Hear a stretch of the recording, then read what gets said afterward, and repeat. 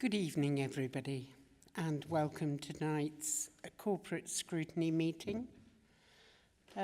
Before we start the meeting, may I inform members, officers and the public that we are not expecting a fire drill today, but in the event of a fire alarm ringing, please do not exit via the lifts, but use the stairs on one of the main fire exit at either end of the chamber or public gallery. I would also politely ask that you turn off your mobile phones and any other electronic devices or switch them to silent. I would also like to remind all members that they should leave the chamber, should they leave the chamber during the debate of any item, they should satisfy themselves that they have heard enough of the debate to vote in an instructive manner. Furthermore, I would also be grateful if all contributions can be concise and relate to the item being discussed. I would now like to formally open the meeting. Agenda item 1, apologies. Thank you, Chair. We've received apologies from Councillors Stephen North and Anna Pandy. Thank you. Agenda item 2, any interest that you have on any item on the agenda?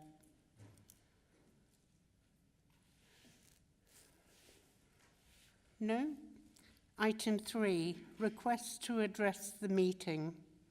Thank you, Chair. We've had a request from Mr Chris Stamborough to address the meeting on item 8, Budget Scrutiny 2025-26. Thank you very much. And I will bring you in at the correct time, Mr Stamborough. Minutes of the meeting on the 15th of October. I hope that you can see within you, before you, and have read the minutes. Is it okay that I sign these as a true record of the meeting? Proposed by Councillor Mercer, seconded by Councillor Marks. Thank you. All in favour? Thank you very much. Item 5, Key Performance Indicators 24-25, Quarter 2. Tom, this is yours. Passing over to you. Thank you, Chair. So this report is a report describing the Council's performance for the 24-25 year, running up to the end of September. That's described as period 6 or quarter 2 in the report. Being the end of quarter performance report, it contains key performance indicators divided into 3 sections in the appendices: the core indicators, the wider set of service indicators, and organisational health indicators. In total, there's 134 KPIs reported in this report. 50% of those with targets and with data this period are at or exceeding target, 19% are within tolerance of target, and 31% are currently below target. This report was considered by Executive on the 14th of November, and within the paper in the report background section, there are highlights of particularly significant indicators. I'm happy to take any questions. Usually in these discussion items, I need to rely on colleagues here who have more expert and detailed knowledge of the services.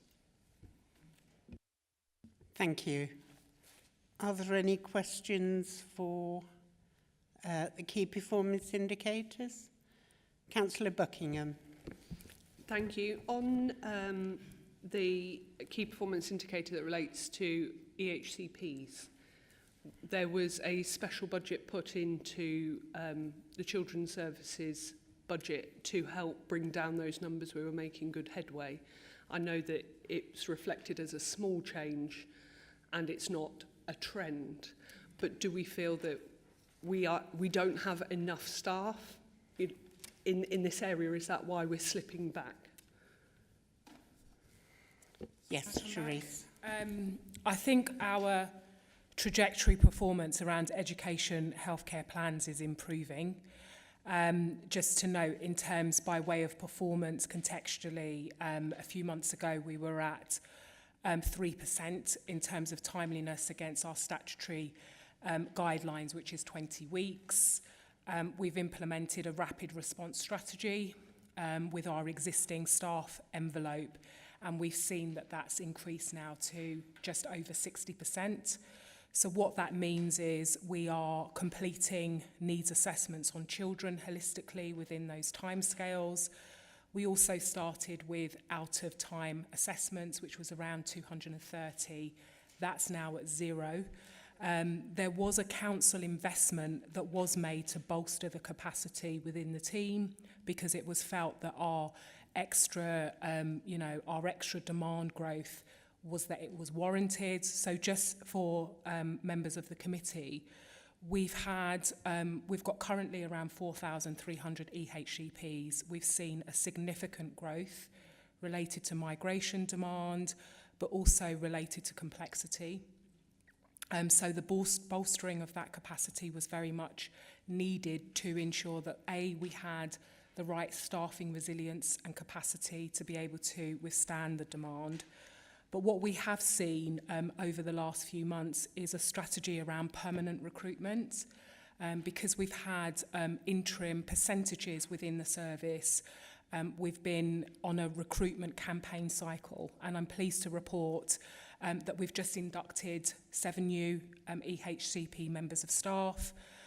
We will induct again 7 members of staff in February, and I'm pleased to report that our staffing envelope of around 58, we will be a permanent infrastructure by the 1st of April 2025. So although we started with what was a concerning performance landscape, I think that I have to commend the team for their diligence, their hard work, working in an environment where it's high demand, high need.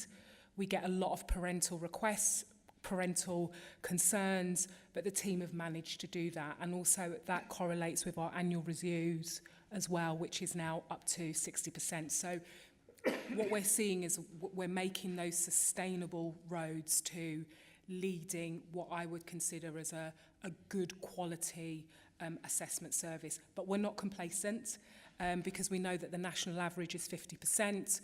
I would like to see our stretch target above that 80-90%. But for the last 3 to 4 months, I think it represents a really strong performance and a good indication of where we're heading.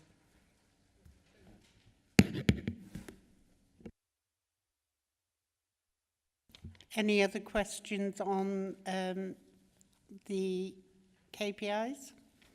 Okay, I have a number. So the first one that you highlight is AFL 26, proportion of section 42 inquiries where the risk is reduced or removed. Reaching target, 95% target for the first time this financial year. So that's a good news story that, well done.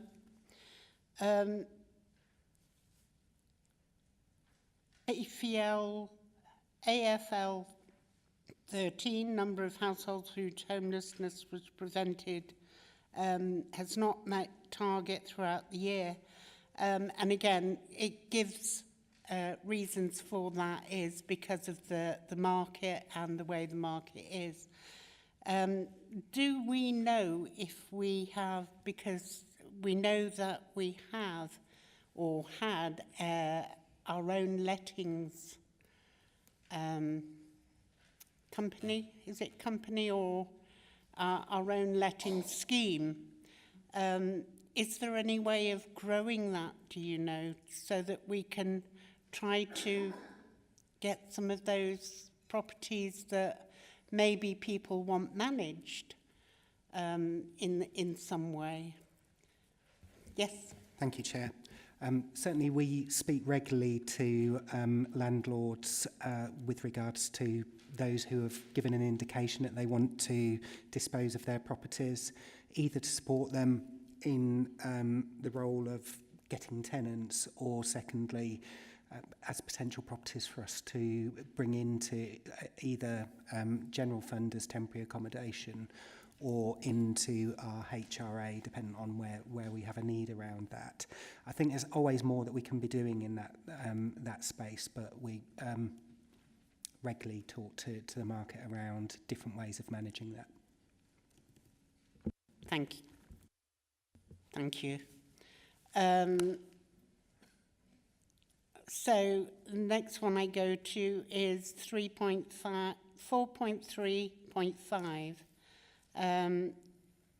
The void turnaround times.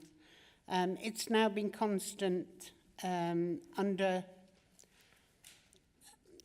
taking a lot less than it has been doing. When do we bring those? When do we bring that target up or down to sort of reflect the good work that's going on? I think so that you've got targets put in place. So certainly from a corporate perspective, we do an annual review of all the targets that we've got. However, because we do have the Housing Improvement Board in place, there will be an opportunity for us to review in year and look at driving that forward if we feel that we need to improve on that. I think the main thing is we're tracking it, and there's been a sustained reduction in the number of days that it takes to turn around our standard voids. And we continue to monitor that on a weekly basis within the service. So yes, you get to see that quarterly, but we're watching it on a weekly basis. Thank you.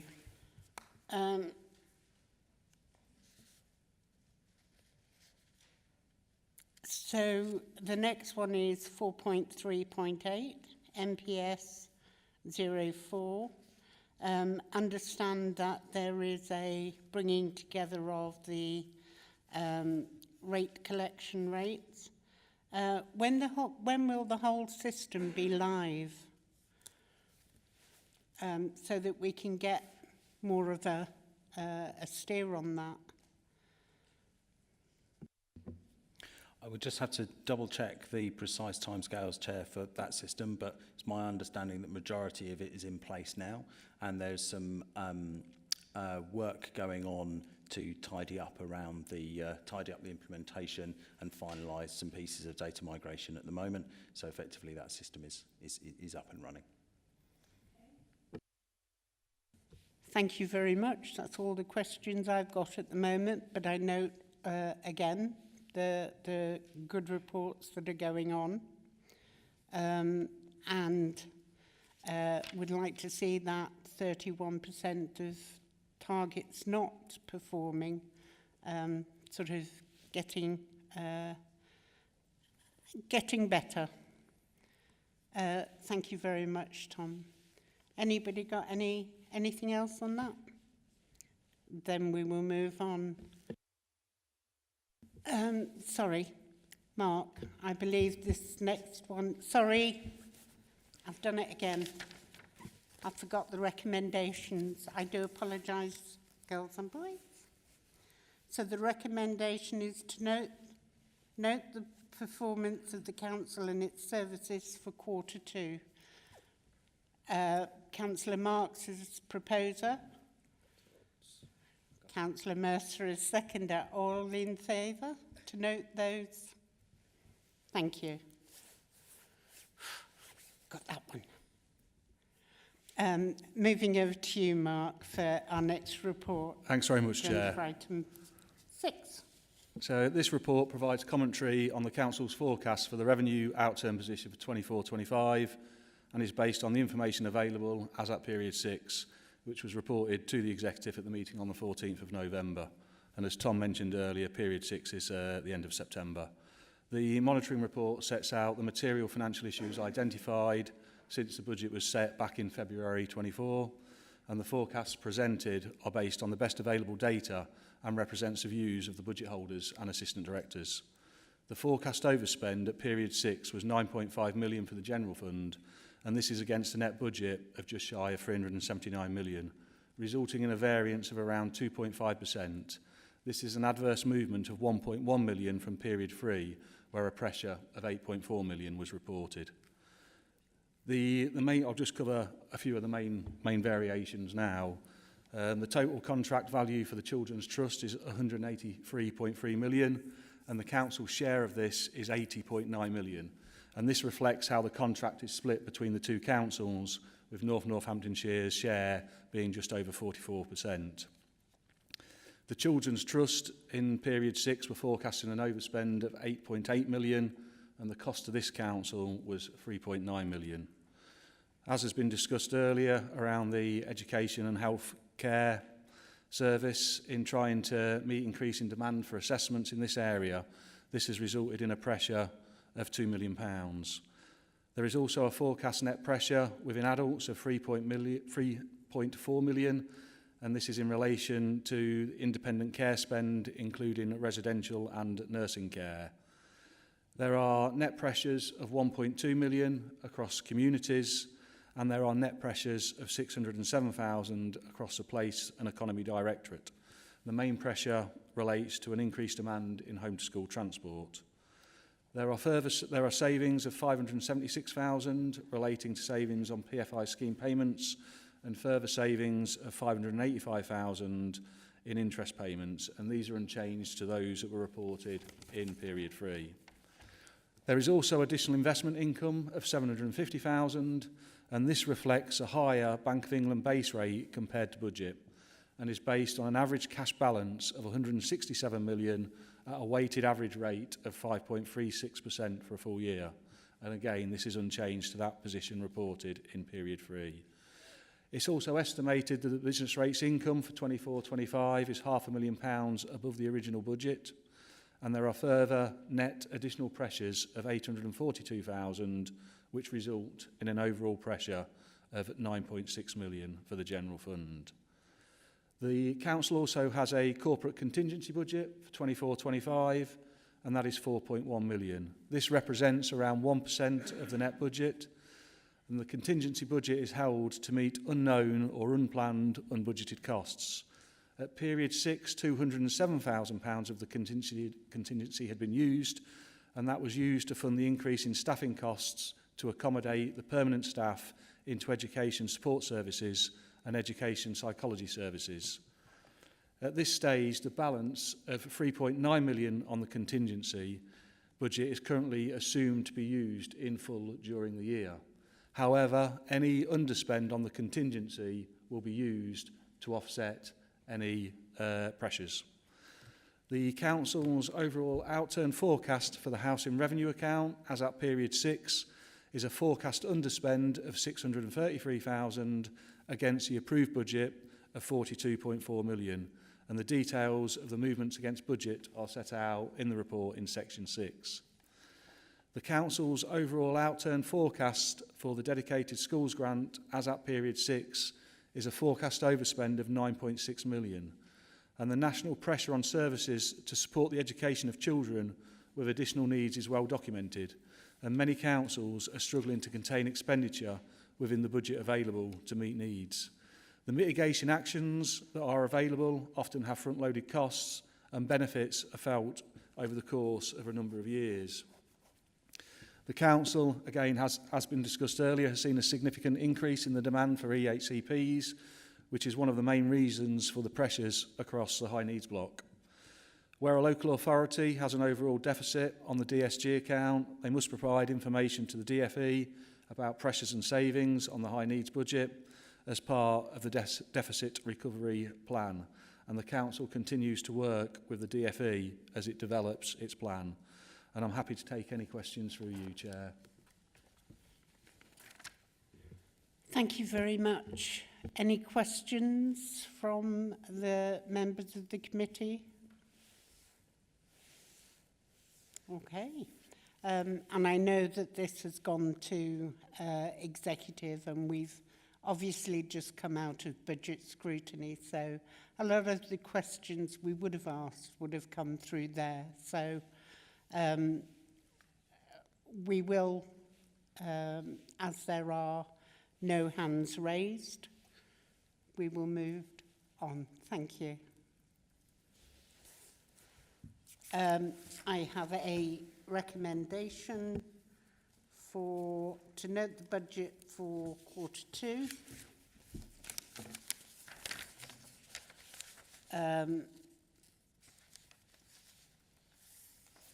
Councillor Marks.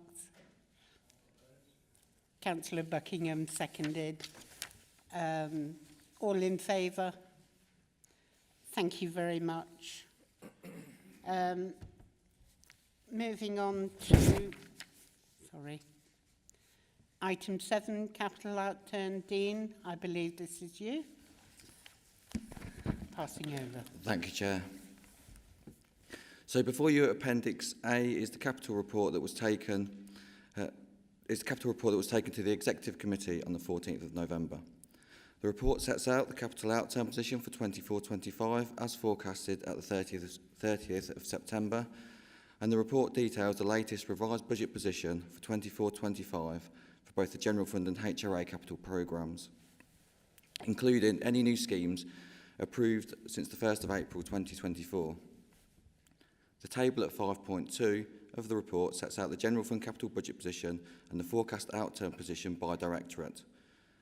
Overall, the revised budget position is 108.8 million, the forecast outturn position 74.8 million, and the variance is 34 million. However, there are a number of schemes that have needed to be rephased into 25-26. After doing this, the underspend overall on the capital programme for the General Fund is 5.7 million. The explanation of the significant variances which form part of the 34 million are detailed at 5.3 in Table 2 of the report. Table 3 in the report details the funding sources for the outturn position. Moving on to the HRA capital programme, the table at 5.9 sets out the HRA capital budget position and the forecast outturn position. The revised budget position for the HRA is 23 million and the forecast outturn position is 13 million, leaving the variance which relates to slippage and underspend of 10 million. The variance mainly relates to some schemes experiencing delays in finalising new contractual arrangements and identifying new housing development sites for the new build properties. Thank you. I'm happy to take any questions through you, Chair. Questions?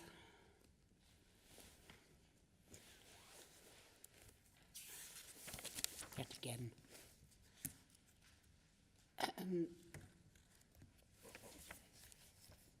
Sorry.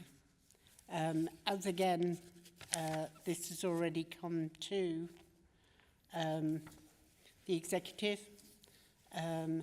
We've also scrutinised it through the budget scrutiny process. So you've answered our questions there. So again, sorry, Councillor Mercer. I'd just like to endorse that. Almost all of this we've already seen in earlier meetings, and where there's a question, we've asked it already. I don't believe in asking the same question twice. And you've answered our questions, and our report is to follow. It's what we basically said. So we understand that. So thank you very much. And on that item, the recommendation is to note the capital outturn report for Q2. Councillor Marks, Councillor Mercer, all in favour? Thank you very much. Carried. Agenda item 8. Chris Stamborough has registered to speak on this. Is that right? Would you like to speak, sir? You have 3 minutes from start to finish. We'll happily take your questions. Good evening. That's unfortunate. I don't have any questions. Sorry. Anyway, thank you, Chair. The Chair's forward to the Budget Scrutiny Report states the report thoroughly examines the Council's draft budget for 2025-26. I'm here to suggest, as politely as I can, that you have not done that. It's not your fault. The Council hasn't published information in sufficient detail, making it impossible to thoroughly examine the Council's draft budget, unless, of course, you've been given lots of detail that's not in the public domain. In total, the Council will spend almost £1 billion of taxpayers' money in 2025-26. The Council has published next to no information on most of that spend. Whilst the information that has been published does contain some detail on income, that is, where the Council gets its money from, when it comes to how that money is to be spent, there's almost no detail, only headline figures. At best, the only published detail relates to the changes to the spending on the General Fund in 2024-25. Those changes feature £51.9 million worth of investments in services and £26.3 million worth of savings, efficiencies and income generation, what most people would call cuts and price increases. These are the changes to the budget.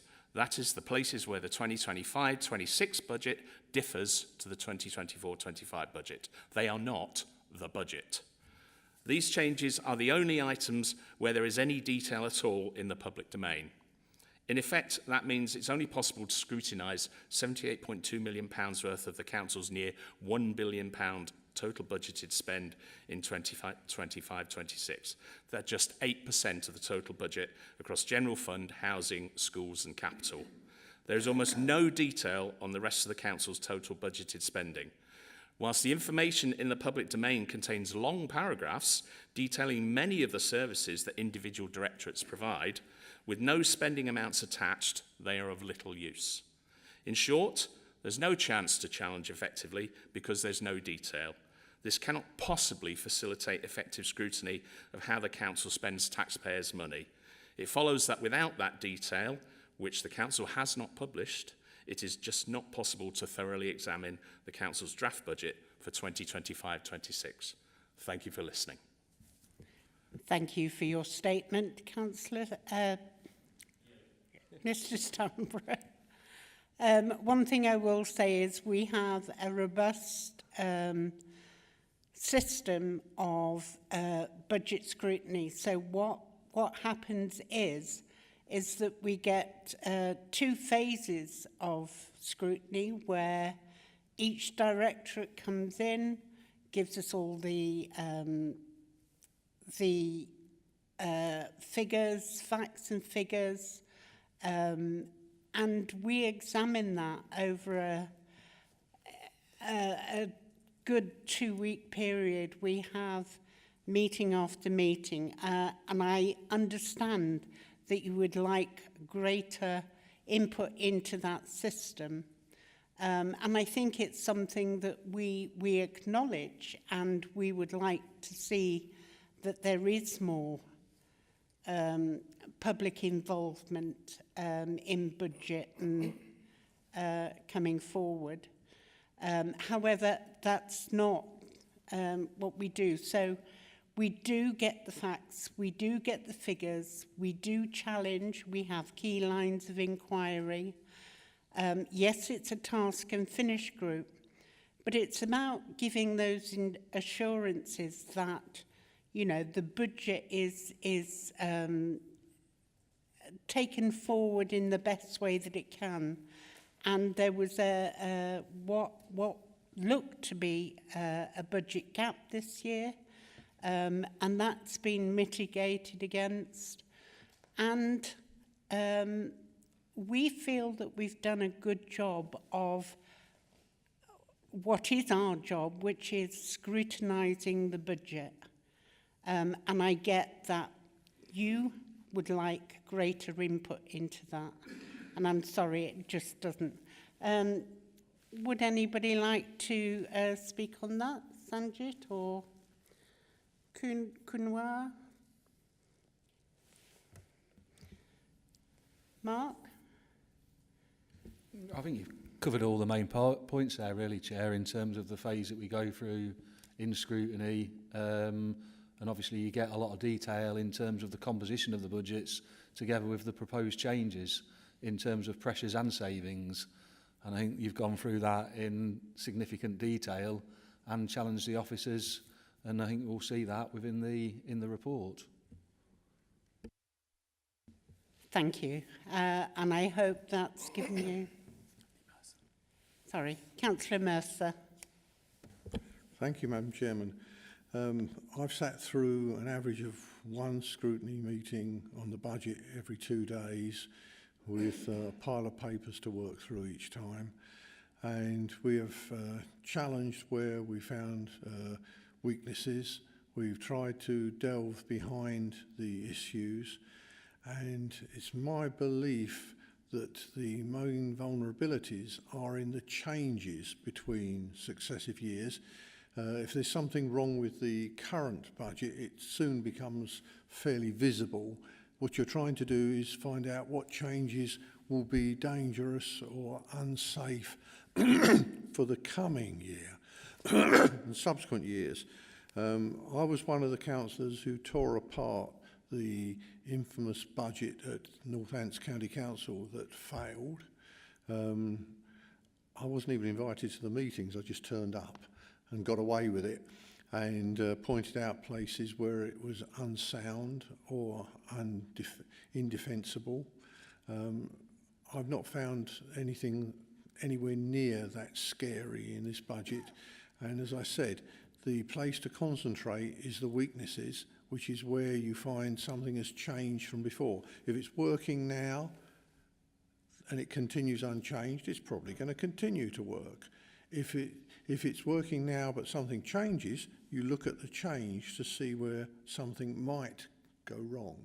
So that's why we concentrate on, as it was put, the cuts and the price increases. I would have considered it to be more than just that, but the changes of one sort or another, because that's where you're going to probably find the problems.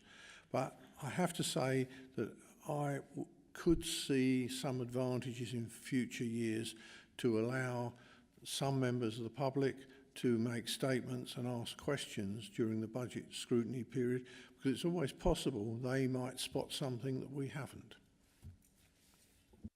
Thank you for that. The other thing that I would say, Mr. Stamborough, is that budget scrutiny doesn't finish and end at that junction of the report. It's an ongoing process throughout the year, how we meet our medium-term financial plans. We've brought in a number of recommendations this year on, some of the analysis that the team does really well, and we have lots of briefings. So budget scrutiny itself is not just that really intense. It's about giving assurances that we have faith in our staff to be able to, sort of come to us, but also it's an ongoing process. So thank you very much for your statement. Sorry, moving on. Is this you taking over, Kunwa? Yes, thank you, Madam Chair. So this is your annual budget scrutiny report for 25-26, capturing the key findings and recommendations of the budget scrutiny panel. This process started back in October 2024, precisely on 28th of October in phase 1, where you looked at the in-year performance and then moved on to the phase 2, where you looked at the draft budget proposals, which went to the executive in November, and then December, 19th of December. It included you looking at the medium-term financial plan, treasury management, and challenges across all service areas. Therefore, the report highlights critical financial pressures such as the demand in adult social care and children's services, alongside proposed savings and evidence-led recommendations to strengthen the financial resilience, governance, and service delivery. One of the recommendations is precisely about the public consultation and the gunning principle for future years. This year's process has been enhanced compared to the previous years, aligning closely with the best practice and LGA's corporate peer review challenge feedback, which was presented to full council on December the 5th last year. I would like to thank the panel members for their insightful contributions and rigorous scrutiny and probing key lines of inquiry. There were at least 11 tailor-made scrutiny sessions which took place during that time, and this is the culmination of that process.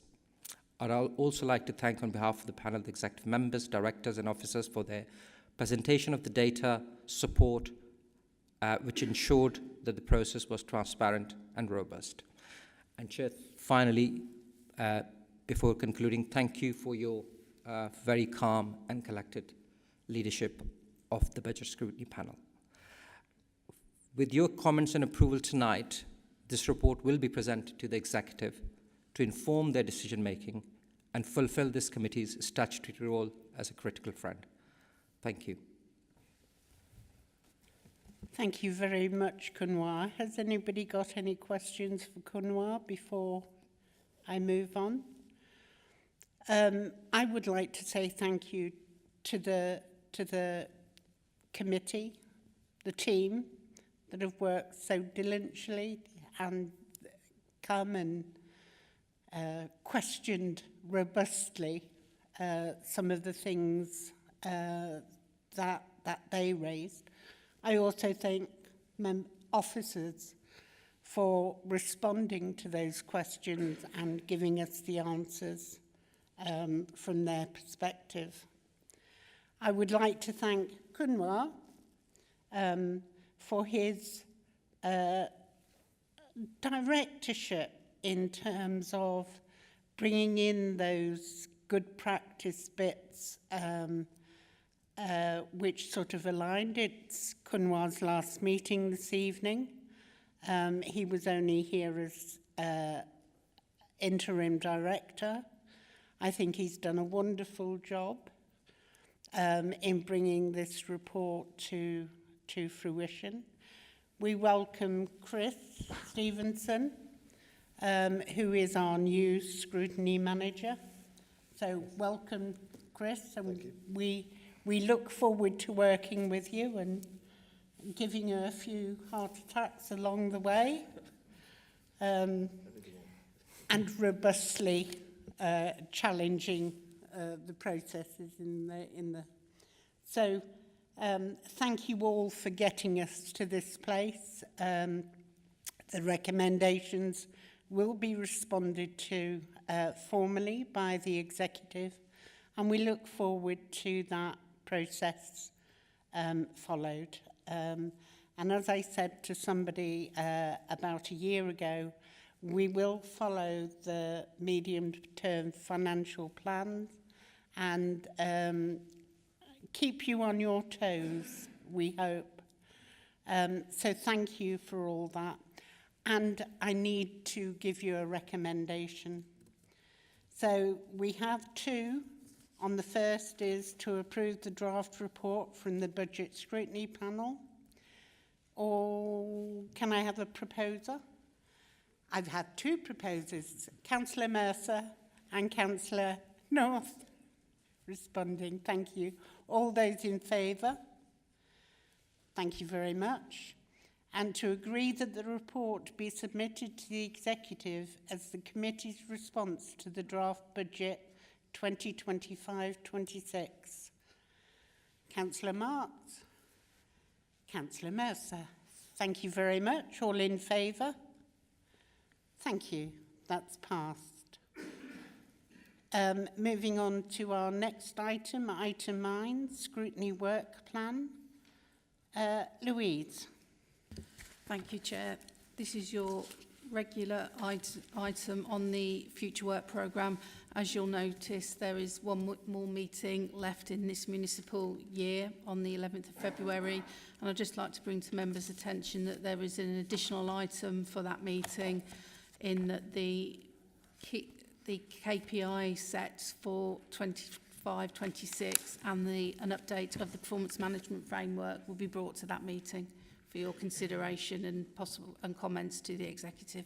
Thank you.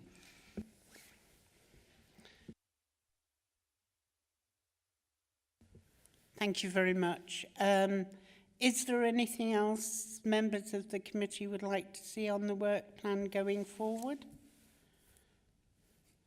I know that we're still awaiting a briefing from customer services. So do we have any information on that, Louise? I was told it will be with you within the next couple of days. Thank you very much. And also the IT will be coming to a meeting soon. Councillor Mercer. I'd be interested to know the effectiveness of the councillor inquiry system. Sorry, can you repeat that? I would be interested to know the effectiveness of the councillor inquiry system. Okay. We'll make sure that that is part of the briefing for Simon Mills when he brings that out. I'll have a quick word with him.